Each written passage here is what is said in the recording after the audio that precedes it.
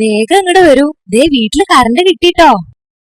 ഓ ഇത്ര പെട്ടെന്ന് കിട്ടുമെന്ന് നോൻ കരുതിയില്ലാട്ടോ. ദാ ഈ സ്വിച്ച് ഇങ്ങനെ ഇട്ടാൽ മതി. ഹൈ അതിശയം തന്നെയാണട്ടോ ഓരോരോ കണ്ടുപിടുത്തങ്ങളെ. അപ്പോഴേ സാവിത്രി, നമ്മെ അറിയാതെ എങ്ങാനും കറണ്ട് അടിച്ചാ എന്താ ചെയ്യാ?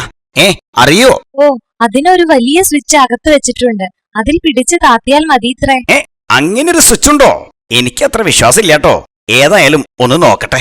ഇത് താത്തിയ കറണ്ട് അടിക്കില്ലാന്ന് ഉറപ്പാണല്ലോ, ഇല്ലേ? അങ്ങനെ ആ ഓഫീസർ പറഞ്ഞത്. പാച്ചാ, പാച്ചാ ഇങ്ങോട്ട് വരിക. വരുന്ന തിരുമേനി. പാച്ചാ, ഇതാ വയറ് രണ്ടും അങ്ങോട്ട് കൂട്ടിപ്പിടിക്കുക. എന്തിനാ തിരുമേനി?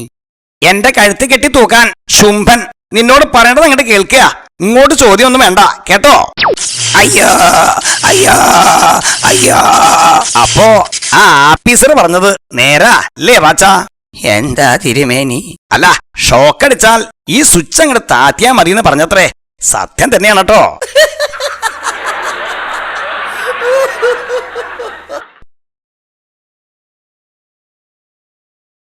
അലൈപ്പായുതേ കണ്ണാ നിൻ മണമികില്ലലൈപ്പായുതേ. തിരുമേനി തിരുമേനി, ദേ കിട്ടി. എന്ത് കിട്ടിയെന്നാ ശുംഭ നീ പറയണത്? ആനമുട്ട കിട്ടിയെന്നാണോ?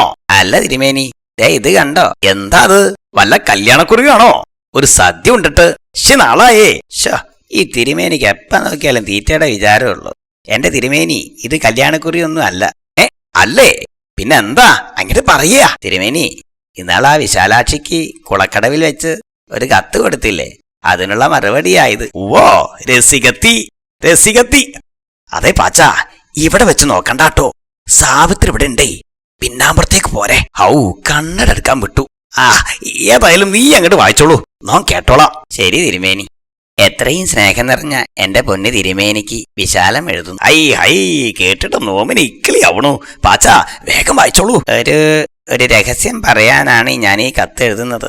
നിർത്തുക പാച്ചാ, നിർത്താൻ. എന്താ തിരുമേനി? ഇനി താനാ ചെവി രണ്ടും കൊണ്ട് പൊത്തിക്കോളൂ, എന്നിട്ട് വായിച്ചാ മതി. അവൾ എന്നോട് പറയണ രഹസ്യം താൻ അങ്ങനെ കേൾക്കണ്ട.